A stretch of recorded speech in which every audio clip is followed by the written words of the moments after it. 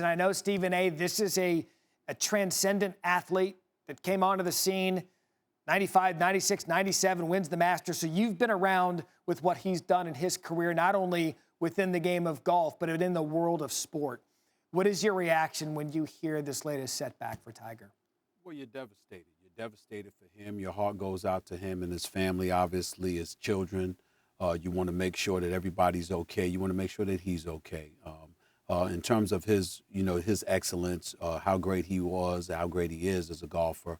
I mean, the man won the Masters 5 times, for crying out loud. In 1997, when he burst onto the scene, shot 18 under to win the Masters in 1997, we knew he had arrived because his father told us, here he comes, and he will be on the scene, and he will be a huge, huge individual for many, many years to come. He will be a transcendent figure, transcending the world of golf and going beyond that. Obviously, he won the Masters again in 2001, 2002, did it again in 2005, but what he did in 2019 was absolutely Herculean, considering all the obstacles that he had faced since his personal issues, and then obviously subsequently back injuries, knees, and things of that nature. To see him come back and to win a 15th major, to end up having, tying Sam Snead and winning 82 PGA Tour events. You just can't say enough about how great and phenomenal he was. I know that as a black man, I was never really interested in golf until Tiger Woods came along.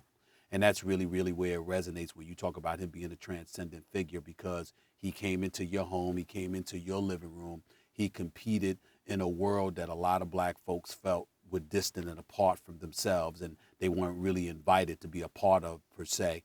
And then you saw Tiger burst onto the scene, and then all of a sudden everybody was interested in golf. You had guys in the world of football and basketball and beyond wanting to get themselves some custom-made clubs, wanting to get their hands on some clubs just to go to the driving range or to go on a course to be a Tiger Woods. So he's definitely a transcendent figure.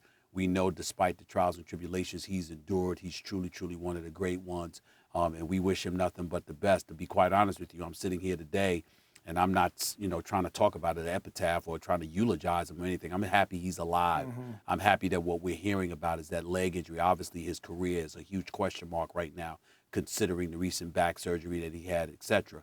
But in the end, when you hear that it's his legs that are injured, and you're hearing that it's not necessarily fatal, that this is not something that took his life, you're very, very relieved, particularly considering the fact that we're a little bit more than a year removed from losing the great Kobe Bryant in that tragic, fatal helicopter crash and what have you. Just what this year has entailed, you're just relieved that Tiger Woods is alive, and then surgery, and they're talking about surgery on his legs, as opposed to him having lost his life. Thank God that doesn't appear to be the case. Yeah, and I'd mentioned that when Ramona Shelburne was on with us, and that's, you're 100% right. The fact that he is in surgery and he is alive, there was so much eerily similar situations with the helicopter footage and seeing this destruction around one of our great pro athletes.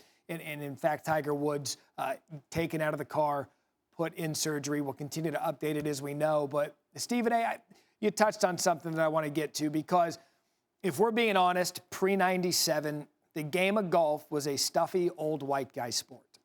Tiger is raised, and you can find video clips of him saying it as a young boy and as a teenager. He knew that he was tasked with breaking the racial barrier of a sport at clubs and golf courses where he was not allowed to play. And in 1997, when he wins that Masters and Jim Nantz makes the call and he calls it a win for the ages, not only did that mean that we had this new phenom in golf, but Stephen A., it meant that people that looked like him could go to a golf course, could play golf, could succeed at golf. How much has he meant to the black community in a sport that for so long it was like, you know what, this is a country club, stay away, this is not your sport? Oh, it meant everything. I mean, you're talking to an individual right now that has been a journalist for over 27 years, covering the world of sports. And I've never even known anybody that participated in golf, nor did I care until Tiger Woods came along. It's just that simple.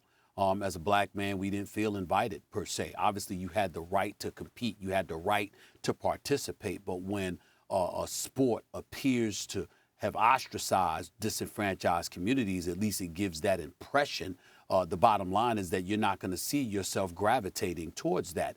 You can look at the sport of tennis. Arthur Ashe participated, but when Venus and Serena Williams came along, all of a sudden you had black folks paying attention more than ever before to the world of tennis.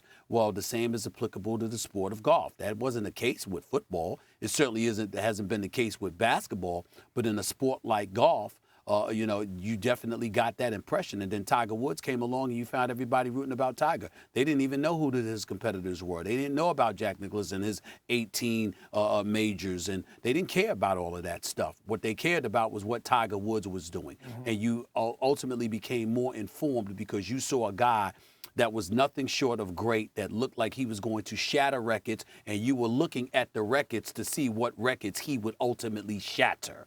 That was the mentality that it was. If it were not for Tiger, you wouldn't have cared about all of those other things. You wouldn't have cared about Sam Snead and what he had accomplished with, his 80 or 81 PGA Tour wins. You wouldn't have cared about Jack Nicklaus' 18 majors. You wouldn't have cared about those things. You cared about it because you knew that Tiger was coming for all of those records and a black man was going to knock him down.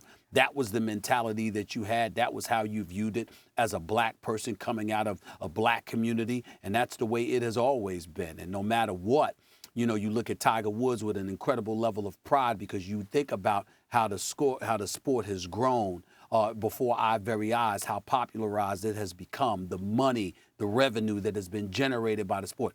Tiger's he's at the front of the line with all of that, making that happen. If it wasn't for Tiger Woods, one could easily argue there's no way on earth that the sport would have generated the same kind of revenue it has generated over the years. It certainly would not have gotten the ratings, the television ratings that it had received. It wouldn't have the interest, emanating from various communities throughout this nation, not just the white community, even the black community, the Hispanic community, the Asian American community. The list goes on and on. When you are a transcendent figure, just touched with greatness, everybody's going to support you.